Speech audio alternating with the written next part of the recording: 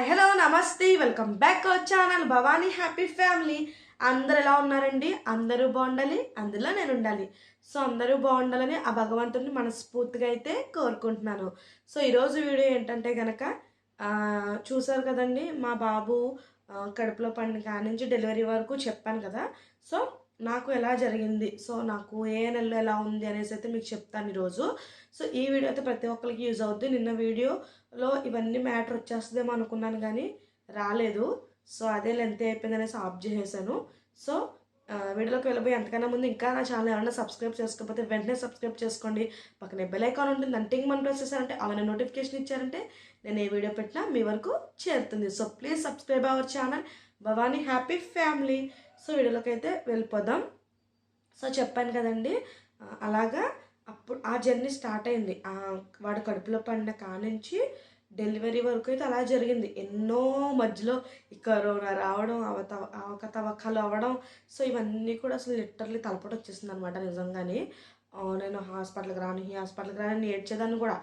ఎన్ని హాస్పిటల్లో నిజంగా ఒక 4-5 హాస్పిటల్ మారానేమో. లాస్ట్కి ఇక్కడ డెలివరీ అయింది. అసలు ఎక్కడ అసలు ఒకసారి కూడా వెళ్ళిన హాస్పిటల్లో డెలివరీ అయింది. సేఫ్గా డెలివరీ అయింది. ఆపరేషన్ అయినా సేఫ్గా డెలివరీ అయింది. చక్కగా ట్రీట్ చేశారు. పెద్ద వయసు కదండి అయింది. చక్కగా ట్రీట్మెంట్ కూడా చాలా అందంగా చేశారనమాట.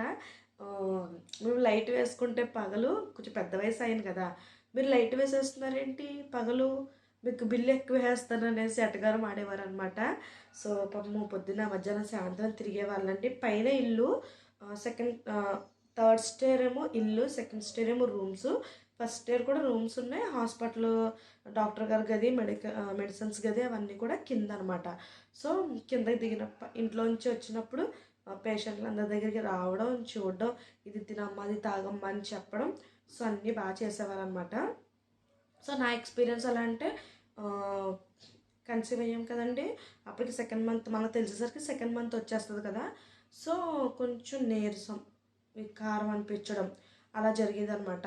తర్వాత ఇంకొక నెలలో వచ్చేసి అన్నం ఉడికిన వాసన కూడా పడేది కాదు నాకు. నిజంగా తలపోటు వచ్చేసేది, చాలా తలపోటు వచ్చేది. అన్నం పడిన వాసన పడేది కాదు. ఫస్ట్ ప్రెగ్నెన్సీలోనే బాబు ఇదేంటి ఇలా ఉంది, ఇలా జరుగుతుంది ఏంటి అనిపించేసింది. తర్వాత వచ్చేసి అంటే వామిటింగ్స్ అండి. వామిటింగ్స్ మొదలైనవి నిజంగా మీరు నమ్మరు. మంచినీళ్ళు తాగినా వాంతులు అయిపోయాయి. అసలు నమ్మరు మీరైతే. మంచినీళ్ళు తాగినా ఇన్ని మంచినీళ్ళు తాగు ఇంత వాంతి అయ్యేది. ఏదైనా ఇష్టంగా ఏదైనా ఇంత తిన్నా ఇంత వాంతి అయిపోయేది. ఇంకంతే, ఇంత అన్నం తిన్నా ఇంత వాంతి అయిపోయేది. అలా జరిగేదనమాట. రోజుకి 30 వాంతులైనా అయ్యాయండి. వెంటనే మంచినీళ్ళు తాగినా, చిన్న ఉప్మా తిన్నా, అన్నం తిన్నా, లేదా ఇష్టమైనది ఏమన్నా బిస్కెట్ తిన్నా, ఏదో ఒకటి ఇష్టమైనది ఏమన్నా తిన్నా, అలాగా ఏది తిన్నా ఇంత తింటే అంత వాంతి అయిపోవడం జరిగేది. ఏడ్చేసేదాన్ని. ఫస్ట్ టైం కదా ప్రెగ్నెన్సీ, తెలియదు కదా. ఇక్కడ గొంతుకులో ఏమయ్యేదంటే వాంతులు అయిపోయి ఇక్కడ ఏదో ఉన్నట్టు నొప్పి వచ్చేసి గుట్టకేస్తే నొప్పి వచ్చేయడం, ఏడ్చేసేదాన్ని. ఇక్కడ ఏదో ఉన్నట్టుంది, ఇక్కడ ఏదో ఉన్నట్టుంది అని ఏడ్చేసేదాన్ని. ఒకసారి అయితే జాంకాయ తింటున్నానండి, జాంకాయ తిన్నాను, వాంతి అయిపోయింది. వాంతి అవుతే ఇక్కడ ఏదో ఉన్నట్టే బాధ. అప్పటికే 25 వాంతులన్నా అయిపోయినాయి పొద్దున్నుంచి. కొంచెం అది మధ్యాహ్నం టైం అనమాట. నాకు ఇక్కడ బాధ వచ్చేస్తుంది. నేను ఏడ్చేసాను. నాకు ఇక్కడ జాంకాయ మొక్క ఇరుక్కుపోయింది, నాకు బాధ వచ్చేస్తుంది, నాకు రాలేదని బలవంతంగా మళ్ళీ వాంతులు చేసుకునేదాన్ని. కానీ అలా కాదమ్మా, అది జాంకాయ ముక్క ఏమీ లేదు, నీకు ఎక్కువ వాంతులు అయిపోతున్నాయి కదా, పాపం అలా అనిపిస్తుంది అనేసి అనేవారు అనమాట. చాలా నీరసపడిపోయేదాన్ని అండి. అందులోని వాలంటీర్ జాబ్ చేసేదాన్ని. వాలంటీర్ జాబ్ వచ్చింది, అలా కన్సీవ్ అయిపోయాను. 2 నెలలకి ఆగస్టులో వాలంటీర్ జాబ్ వచ్చింది. ఆగస్ట్ 15న, నవంబర్లో కన్సీవ్ అయిపోయాను. నిజంగా అంటే నాకు తెలిసిపోయింది నవంబర్లో. బాబాయ్ చాలా ఆ వాంతులకి నిజంగా అమ్మో అని దండం పెట్టేస్తాను. దుర్గమ్మ తల్లి అంటే చాలా ఇష్టం కదా, తల్లికి దండం పెట్టేసుకోవడం. అమ్మ ఏంటిది అన్నం ఉడికినా వాసన పడట్లేదు, తలపోటు వచ్చేస్తుంది, కళ్ళు తిరిగిపోతుంది, వికారం వచ్చేస్తుంది, ఇదేంటి రోజుకి 30 వాంతులు పైన అయిపోతున్నాయి అనేసి అయితే చాలా బాధపడేదాన్ని. అమ్మ అంతంత వాంతులు చూసి నిజంగా నాతో పాటు మా పక్కన వాళ్ళకి నీరసం వచ్చేసింది. నాతో పాటు ఎలా తట్టుకుంటున్నావు తల్లి అనేవారు అనమాట. సో అలా అయిపోయేదండి. తర్వాత వచ్చేసి నేను ఎర్లీ మార్నింగ్ లేవగానే అలాగే నైట్ పడుకున్నప్పుడు ఏం చేసేదాన్నంటే ఫోన్లోని నా రూమ్కి వచ్చేసిన తర్వాత ఫోన్లో మృత్యుంజయ మంత్రాలు, అలాగే ఆంజనేయ స్వామి పాటలు, నాకు ఇష్టమైన ఆ దుర్గమ్మ తల్లి పాటలు, అలాగే శ్రీరామరాజ్యం సినిమా వచ్చిందండి అప్పుడు, బాలకృష్ణ గారిది సీతా సీమంతం. సో ఈ సాంగ్స్ అన్నీ పెట్టుకుని వినేదాన్ని. ఎక్కువ మృత్యుంజయ మంత్రం పెట్టేదాన్ని అనమాట. నాకు మా వదిన గారు అవుతారు. సో ఆవిడ అన్నారు, మృత్యుంజయ మంత్రాలు ఇవన్నీ పెట్టుకో మంచిది బేబీకి లోన్ అని. సో కడుపులో పిల్లలు వింటారండి, వినకుండా అయితే ఉండరు, వింటారు. సో ఆవిడ అదే చెప్తే నాకు సజెషన్ ఇస్తే నేను అలాగే అవన్నీ పెట్టుకుని గట్టా చేసేదాన్ని. మీరు కూడా అలా చేయండి. తర్వాత వచ్చేసి ఆ వాంతులు ఇవన్నీ తగ్గడానికి కూడా కొంచెం ఏమన్నా ఫుల్గా ఏమన్నా నాకడం, లేకపోతే కొంచెం ఇంకా వామిటింగ్ సెన్సేషన్ నుంచి మైండ్ డైవర్ట్ అవ్వాలని ఇంకొక పనిలోకి దూరడం అలా చేసేదాన్ని. ఇంకా మనం ఆ ట్యాబ్లెట్స్ ఇస్తారు డాక్టర్స్, అవి వేసుకోవడం తప్ప మార్గం ఉండదండి.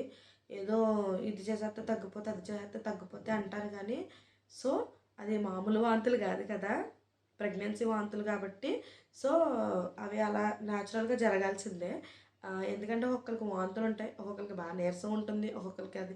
నాకేంటంటే కళ్ళు తిరగడం, తలపోటు, వాంతులు, నీరసం అన్నీ కడుపులో తిప్పేసినట్టు ఉంటాం, అన్నీ ఒక్కొక్క నెలలో ఒక్కొక్కటి అన్నట్టు ఎక్స్పీరియన్స్ అయిపోయాను. నిజంగా నిజంగా ఎక్స్పీరియన్స్ అయిపోయాను.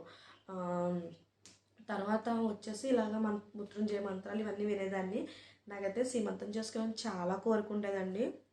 మా అత్తమ్మ వాళ్ళేమో లేదు మనకు ఆన్మ లేదు అన్నారు. సో నేను వాలంటరీ జాబ్ చేస్తానని చెప్పాను కదండి, వాలంటరీ కింద. అయితే అక్కడ ఆఫీస్లో అందరూ కూడా 8th మంత్ వచ్చిన తర్వాత నేను డెలివరీకి వెళ్ళిపోతాను అని వాళ్ళు ఫస్ట్లో అడుగుతున్నారు. నాకు ఏంటి ఇలా అడుగుతున్నారు అనేసి అనిపించింది కానీ తర్వాత సడన్గా ఒకరోజు ఫోన్ చేసి ఇలాగ మంచి శారీ అన్న కట్టిగిరా అన్నారు. సో నాకు అప్పుడు థాట్ వచ్చేసింది మొత్తం మీద వీళ్ళు ఏదో ప్లాన్ చేశారని. సో నేనైతే పట్టు చీరవి కట్టుకు వెళ్ళాను. ఏమో ఏం ప్లాన్ చేసారో తెలియదు కదా అనేసి నేను ఫిక్స్ అయిపోయి వెళ్ళిపోయాను. సో సీమంతం చేశారండి, చాలా హ్యాపీ అనిపించింది. మా హస్బెండ్ డ్యూటీలో ఉండిపోయారు, లేకపోతే తనని తీసుకెళ్తాను అక్కడికి. గాజులు తొడగడం, పువ్వులు పెట్టడం, సో అన్నీ కూడా బాగా చేశారు సీమంతం. నిజంగా నాకు జరగలేదు అనుకున్నది నా కడుపులో నా కొడుకు నాకు చేయించేశాడు. నా కోరిక విని, అంటే నేను ఆ పాటలు అవి వినటం వల్ల వాడికి తెలిసిపోయింది అనేసి తల్లి కూడా నాకు చేయించింది అనేసి ఒక హ్యాపీనెస్ అయితే వచ్చేసింది.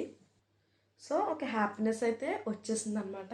తర్వాత ఇంకా డెలివరీకి వెళ్ళిపోయాను చెప్పాను కానీ కరోనా టైంలో డెలివరీ అని అమ్మో చాలా తలపోటు వచ్చేసింది హాస్పిటల్కి వెళ్ళడం. ఫస్ట్ వీడియో చూస్తే మీకు అర్థమవుతుంది, పార్ట్ 1 చూస్తే. తర్వాత వచ్చేసి ఇంకా అలాగే జాయో కొంచెం ఏదైనా ఇష్టమైంది తినడం, అలాగే వాంతుల్ని మిడ్చుకుంటూ అలా ఒక 2 నెలలు వాంతులు అయితే, 2 నెలలని కాదు కానండి, డెలివరీ అయ్యేంత వరకు కూడా వాంతులే. మీరు నమ్మరు, లిటర్లీ ఆపరేషన్ రూమ్లోకి తీసుకెళ్ళిన తర్వాత కూడా నాకు వాంతులైనాయి. ఎందుకంటారేమో, నేను డాక్టర్ గారు అడిగారు, అమ్మ ఏమన్నా తిన్నావా అని అడిగితే తిన్నానండి, ఒక 2 అవర్స్ అవుతుంది లంచ్ తిని అని అన్నాను. అంటే అంటే ఆపరేషన్కి తినకూడదు అంటారు కదండి, అంటారంట కదా. సో ఫస్ట్ టైం కదా, నాకు తెలియదు కదా. అయితే ఏమైంది, ఆయన అన్నారు సర్లే 9ంటికల్లా ఆపరేషన్ చేశారు. 9:24కి ఎంతకో పుట్టాడు మా బుడ్డోడు, శుక్రవారం నైటు. సో అయితే అప్పటికి నాకు వాంతులు అయిపోతుంటే పక్క నుంచి పాపం వాళ్ళు పట్టుకుంటూ ఉంటున్నారు, తుడుస్తూ ఉంటున్నారు, ఒక్కొక్కరు గిన్నె పట్టుకుని అక్కడ చేస్తూ ఉంటున్నారు. నాకు వాళ్ళు మాటలు చెప్పుకోవడం, వాళ్ళు ఆపరేషన్ చేస్తూ ఉంటే సరదాగా డాక్టర్స్ మాట్లాడుకోవడం, అంటే జగన్మోహన్ గారి పాలన గురించి ఇలా సరదాగా వాళ్ళు మాట్లాడుకోవడం, ఇవన్నీ కూడా నాకు అన్నీ తెలిసిపోతున్నాయి అనమాట. మా బాబు ఏడుస్తుంటే అక్కడ ఒక అతను అంటున్నారు, డాక్టర్ గారు నీకు ఆడపిల్ల పుట్టింది అన్నారు. లేదు నాకు మగ పిల్లోడే పుట్టాడని నేను గొడవ. లేదు నీకు ఆడపిల్ల పుట్టిందని, లేదండి నాకు మగ పిల్లోడేనండి. నీకు ఆడపిల్ల అమ్మంటే లేదండి నాకు మగ పిల్లోడేనండి అనేసి నేను వాదించేసాను. అప్పుడు వాళ్ళు అన్నారు, కంగారు పడకు నీకు మగ పిల్లోడే తల్లో అనేసి వాళ్ళైతే అన్నారు. సో నేను ఎందుకు ఇలా అన్నానంటే ఏదో ఆడపిల్ల మగపిల్లడని కాదు, నాకు ఆ తల్లి చెప్పింది అనమాట. సో నీకైతే తొలిచూరు మగపిల్లడు పుడతాడమ్మా అనేసి చెప్పింది. సో ఇంకా తల్లి అంటే నాకు నమ్మకం, నేను ఆ నమ్మకంతోనే వెళ్ళిపోయాను. నాకు సెకండ్ టైం బేబీ గర్ల్ కావాలనుకున్నాను, పాపే పుట్టింది అలాగా. సో అయితే అలా జరిగిందనమాట. ఆ వాంతులు బాబాయ్ నిజంగా థ్యాంక్ గాడ్ అయ్య బాబాయ్, అసలు భరించలేను ఆ వాంతులు నిజంగా. అయితే తర్వాత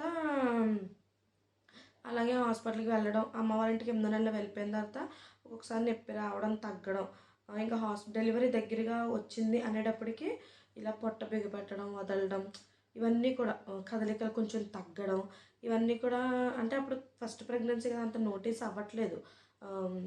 మా అమ్మ చెప్తుంది అనమాట, బాగానే కదులుతుందా బిడ్డ గట్ట అంటే, కదలకపోతే అమ్మ కొన్ని వేడి నీళ్ళు కొంచెం అంటే మరీ వేడిగా కాకుండా నా శరీరం తట్టుకునేంత వేడి నీళ్ళు తీసుకొచ్చి మా అమ్మ పొట్ట మీద ఇలా కడిగిది పొట్టని. అప్పుడు బేబీ మూమెంట్స్ ఇచ్చింది అనమాట. అదైనా వేడివేడి అయినా తాగేదాన్ని, అప్పుడు బేబీ మూమెంట్స్ ఇచ్చేది అనమాట. సో అలాగా బేబీ కదలికలు అవి కొంచెం తగ్గినప్పుడు పొట్టలు అయితే ఇలా బిగపెడుతుంది వదులుతుంది బిగపెడుతుంది వదులుతుంది అన్నప్పుడు నిజంగా నాకు అప్పుడు ఇంకా డెలివరీ టైం దగ్గరికి వచ్చిందని మా అమ్మకు కూడా అర్థమైంది. కానీ అప్పుడు హాస్పిటల్ తీసుకెళ్తే లేదు ఆపరేషన్ అవుద్ది అన్నారు. ఇంకా సర్లే అనేసి అలా జరిగింది. మీకు ఫస్ట్ వీడియో చూస్తే అర్థమవుతుంది నాకు ఎక్కడ ఆపరేషన్ అయిందో ఏంటి అనేసి, ఎక్కడ డెలివరీ అయిందో ఏంటి అనేసి.